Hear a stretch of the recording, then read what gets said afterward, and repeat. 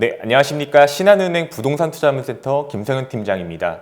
최근 미 연준은 내년 초 자산 매입 프로그램 테이퍼링을 종료를 예고하고 있습니다. 이에 따라 한국은행도 선제적인 기준금리 인상을 단행하면서 앞으로 본격적인 금리 인상기가 도래하게 됩니다. 이러한 가운데 상업용 부동산을 바라보는 의견이 둘로 나뉘고 있습니다. 제로금리 시대에서 그동안 올랐던 가격이 이제 고점을 기록했고 앞으로 가격과 거래량이 조정이 있을 거라는 비관론자의 의견이 있고요. 금리가 올라 투자 수익률이 낮아졌지만 꼬마 빌딩 같은 실물 자산에 대한 인기는 앞으로도 계속될 것으로 보는 낙관적인 시각입니다. 이러한 두 가지 의견이 나오고 있는 가운데 우리는 과연 어떠한 방향성으로 상업용 부동산 시장을 투자해야 되는지 이제는 고민해야 될 시점입니다. 오늘 그에 대한 이야기를 드리려고 합니다. 상업용 부동산 시장 트렌드라는 주제로 2021년 과거의 시장을 확인해보고 2022년 다가올 시장의 이슈들을 살펴보는 시간을 갖도록 하겠습니다. 2021년 상업용 부동산 시장을 되짚어보면 코로나19에도 불구하고 매도자 우위에 매수 시장이 계속되었습니다. 상반기에만 24조가 거래되면서 사상 최대치를 기록했는데요. 매도자 우위의 시장이라는 건 호가를 올려도 추격 매수하는 경우가 많다는 건데 그만큼 매매 금액이 오르고 투자 수익률이 낮아졌습니다.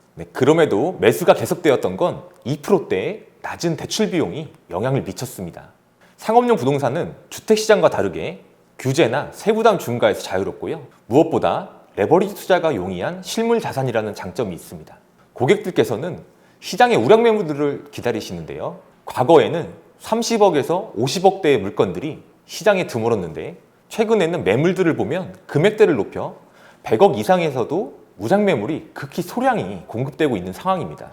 자치구별 거래 현황을 보면 강남구가 단연 돋보입니다. 금액 순으로 보면 강남구, 서초구, 중구, 마포구, 종로구 순입니다. 상위 5개 구 거래 금액은 전체의 66.5%를 차지하는데요. 강남구가 이 중 30%나 차지하고 있습니다. 서울 3대 업무 권역인 도심, 강남, 여의도 업무지구의 거래량도 강남 업무지구가 도심과 여의도보다 4배 많은 거래 금액을 기록하면서 강남으로 유동성이 몰리는 현상이 두드러졌습니다.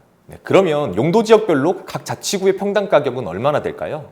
용도 지역은 건폐율과 용적률을 결정하기 때문에 대지의 가치를 결정하고 일반적으로 가격에 비례하는 특성이 있습니다. 강남구의 경우 대지 평균 가격은 일반 상업지가 2억 2천만 원, 3종 일반 주거 지역은 1억 3천만 원, 2종 일반 지역은 1억 원 수준입니다. 그리고 1억 원 이상의 대지 평당가를 기록한 구는 강남구, 서초구, 중구, 마포구, 용산구, 송파구 총 6곳입니다. 그에 기타 지역이라고 하더라도 역세권 그리고 상권을 중심으로 평당 1억 원대 거래 사례가 나타났습니다. 그런데 2022년도에는 금리 인상 시기를 겪으면서 거래량이 다소 줄어들 것입니다. 그래서 가격 설득력이 있는 강남구 포함 6개 구와 기타 지역의 주요 상권들을 중심으로 투자자들이 선호 현상이 한층 더 강해질 것으로 전망합니다. 또 입지에 따라 다르겠지만 용도 지역별로 상업지와 중공업 지역의 가격이 더 오르는 현상이 나타나겠습니다. 물건별 수익률이 중요해지면서 더 높은 용적률을 확보할 수 있다는 이점이 더 크게 부각되기 때문입니다. 결국 과거처럼 유동성 장세로 물건 가격이 전부 다 오르기보다는 개별 입지와 수익률에 따라서 가격이 상승하는 물건과 그렇지 못한 물건의 양극화가 심화될 것입니다. 지금부터는 2022년도 상업용 부동산 투자에 중요한 이슈들을 하나씩 살펴보겠습니다. 첫 번째로 말씀드릴 것은 한국은행 기준금리 인상이 시작되었다는 점입니다. 상업용 부동산의 경우 기준금리가 인상되면 대출금리가 상승하고 이자 비용이 증가합니다. 즉각적으로 물건별 투자 수익률이 악화되는 것입니다. 그러므로 시장 수익률 수준으로 거래하려면 매매 가격을 인하하거나 임대료를 인상하는 압력으로 작용하게 됩니다. 그러나 임대료 인상에는 임차 기간의 경기 상황이 반영되기 때문에 일정 기간 시간이 필요합니다. 또 매매 가격을 낮추기엔 기준금리 인상폭이 다소 크지 않다는 견해입니다. 거래량이 급감하면서 매도 물량이 시장에 쌓여야 되는데 현 시장 상황을 보면 매도가 급한 소유주들이 많지가 않습니다. 차라리 당장의 가격을 낮춰 팔기보다는 보유를 선택하는 소유자들이 다수일 것으로 예상됩니다. 과거 사례를 보면 2018년도부터 20년도까지 기준금리 수준과 비슷합니다. 당시 대출금리는 기준금리 플러스 2% 수준으로 3.5에서 4% 전후의 대출금리가 예상됩니다. 그렇기 때문에 내년도 대출 비용의 증가의 파급력은 일정 부분 제한적일 것으로 사료됩니다. 다만 과거보다 투자 여건이 악화된 것은 사실입니다. 2018년도경에는 임차 수익률이 4에서 5%였기 때문입니다. 높아진 이자 비용만큼 임대료를 올리기 어려운 건 코로나19의 영향입니다. 다시 말해 임차 시장이 그만큼 경직된 것으로 해석됩니다. 또 한 가지는 은행 입장에서 가계대출보다 기업대출 증가폭이 커지는 부담인데요. 수요가 늘어나더라도 과거 수준보다 높은 가상금리를 적용하기 어려워 보입니다. 당장 시중은행들은 내년도 바젤3 개편을 앞두고 기업대출을 늘리는 것이 필요한 상황이기 때문입니다. 두 번째 이슈는 코로나 재확산에 따른 경기 파급 효과입니다. 11월 말 기준으로 경기 상황을 나눠보면 단계적 일상회복 단계에서 소비 심리가 회복하는 모습이었습니다. 선행지수인 경제심리지수가 2, 4분기 이후 100을 기록했고요. 소비자 동향지수와 기업 실사지수도 양호한 흐름이었습니다. 또 실물지표인 민간소비와 업태별 판매액 역시 백화점과 소매점을 중심으로 소비 회복 국면에 진입한 상황이었습니다. 하지만 12월 이후 상황이 급변했습니다. 일일 확진자가 5,000명대를 넘어선 것은 정확히 12월 1일부터인데요. 오미크론 확산도 앞으로 변수이겠습니다. 대통령 선거가 있는 3월 이후로 3차 백신 접종이 완료되면서 2, 4분기 전후로는 소비 지표가 다시 양호해질 수 있다는 견해입니다. 하지만 당장 1분기 소비 심리 악화는 불가피합니다. 결국엔 상반기 상가시장의 임차료 협상과 공실률에 악영향을 미친다는 점이 악재이겠습니다. 세 번째 이슈는 소비자들의 상권 인식이 변화했다는 것입니다. 지난 2년간의 코로나19 상황 속에서 뜨는 상권과 지는 상권의 인식 변화는 과거와 확연히 다른 모습이었습니다. 상가시장과 오피스 시장을 둘로 나눠서 보는데요. 상가시장의 경우 임대료와 권리금 수준이 높았던 종로, 명동, 이태원, 홍대, 강남대로처럼 전통적으로 메인 상권의 공실률이 증가했습니다. 특히 외국인 소비 의존도가 높은 명동 같은 경우 지금도 공실률이 절반에 육박합니다. 반면 성수동, 뚝섬역, 망원동, 송파동, 왕십리같이 젊은 층의 소비가 있고 주거지역을 배후수요로 하는 기타 상권들이 공실률 증가에는 무관했습니다. 또 이들 기타 지역은 30억에서 50억 전후로 공업빌딩 매매 거래가 활발한 경향을 보였습니다. 반면 오피스 시장의 공실률은 서울 모든 권역에서 전반적으로 양호합니다. 강남 권역, 여의도 권역은 공실 수준이 개선되기도 했습니다. 지금 오피스 시장을 이끌고 있는 것은 단연 IT 업종입니다. 특히 IT 업종이 주를 이루는 판교의 경우에는 공실률이 제로에 가깝습니다. 판교 오피스 용지에 걸려있는 10년의 전매 제한은 올해부터 순차적으로 해제되고 매각이 가능해집니다. 그래서 리츠와 운용사들이 가장 선호하는 부동산 상품이 판교의 오피스입니다. 그런데 판교의 매각 자금은 다시 테헤란로와 삼성동 일대의 대형 오피스 매입으로 이어질 것입니다. 고급 기술자를 채용하는데 판교보다는 삼성동, 테헤란로 일대가 더 용이하기 때문입니다. 결국에는 강남으로 수요가 집중된다는 것인데요. 이러한 흐름 속에서 2022년도에도 오피스 시장은 양호한 흐름이 계속될 전망입니다.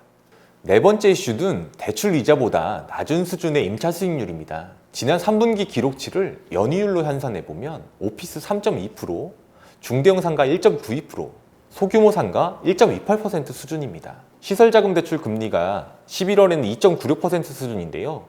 앞으로 시장에는 대출 금리보다 낮은 수익의 물건이 다수 나타날 것으로 보입니다. 지난 2년 동안 매매 가격은 올랐어도 상가 시장의 임차료는 더 낮아졌고 오피스 임차료는 동일한 수준에 그쳤습니다.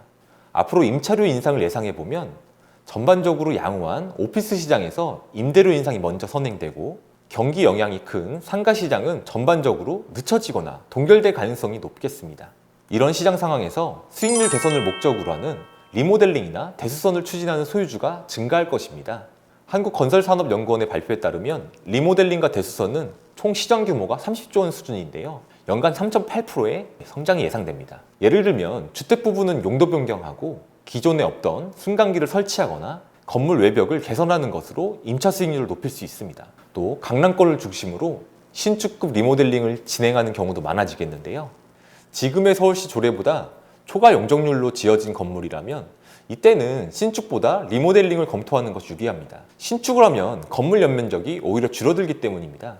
그래서 앞으로는 투자자뿐만 아니라 소유주도 선제적으로 리모델링 이익을 따져보고 임차 리밸런싱을 예상해보는 판단이 필요하겠습니다. 마지막으로 간접 투자 상품의 투자 사례가 늘어날 것으로 전망됩니다. 특히 리츠 시장에서는 성장 속도가 굉장히 빠른데요. 전체 시장 규모는 총 72조에 육박합니다. 리츠는 주식시장에 상장되어 있으면서 소액으로도 투자가 가능한 중위험 중수익 상품입니다. 예를 들면 롯데 리츠의 경우 백화점, 마트, 물류창고 등을 자산으로 운용되는데 배당 수익률이 5.3%대에 기록하고 있습니다. 투자자산 규모는 작게는 500억 이상이며 주타깃은 3천억 전후입니다. 리츠 같은 간접 투자 상품이 커지면서 소자본으로 대형 오피스나 물류창고 같이 프라임 자산들을 소유할 수 있다는 점도 굉장한 매력입니다. 무엇보다 전반적으로 상업용 부동산의 거래 안정성이 확보되는 장점도 있겠습니다. 2022년도 예상 시나리오를 정리해 보겠습니다. 매매 시장은 강남구를 중심으로 주요 상권의 투자자 선호 현상이 한층 더 강해질 것으로 전망됩니다. 개별 물건의 입지가 선택의 우선 기준이겠는데요.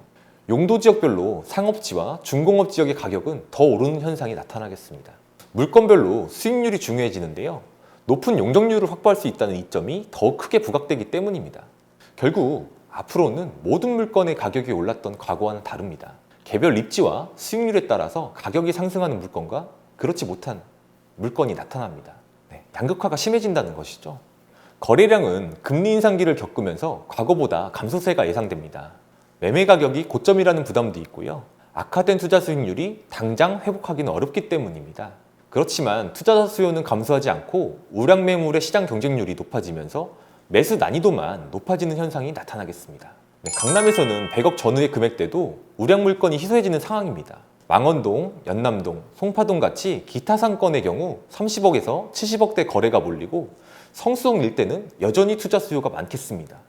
은행의 대출금리는 기준금리 플러스 2% 전후 있던데요. 3.5에서 4% 수준이 예상되고요. 대선 이후로는 코로나 3차 백신이 완료되면서 2, 4분기 전후로 다시 상가 시장의 경기 회복을 기대해 보겠습니다. 상가 공실률의 경우 주거지를 배후에 두고 동네 상권이면서 유동인구가 많은 기타 상권 중심으로 코로나 이전의 상가 공실률을 회복할 것으로 기대됩니다. 오피스 시장은 IT 업계가 시장을 주도할 건데요. 서울 전 지역으로 양호하겠습니다. 자연히 임대료 인상은 오피스부터 선행되겠지만 상가 시장의 경우 하반기를 전후로 인상 시기가 늦춰질 것으로 보입니다. 수익률 리밸런싱을 위해 리모델링 사례가 늘어나는 계기가 될 것입니다. 정리해보면 상업용 부동산 시장은 앞으로 실물 자산을 매입하려는 투자 수요가 꾸준하겠고 늘어난 개인과 법인 수요로 우량 매물을 계약하기 한층 더 어려운 경쟁률이 예상됩니다. 금리 인상기를 접어들면서 특히나 투자 수익률이 중요한 선택 기준이 되겠는데요. 그래서 좋은 물건과 입지를 선택하는데 전문가의 자문이 필요하고 투자자 스스로도 굉장한 공부가 필요한 시장이 될 것입니다. 2022년도에도 고객님의 성공적인 투자를 기원하겠습니다. 이것으로 마치겠습니다. 경청해주셔서 감사합니다.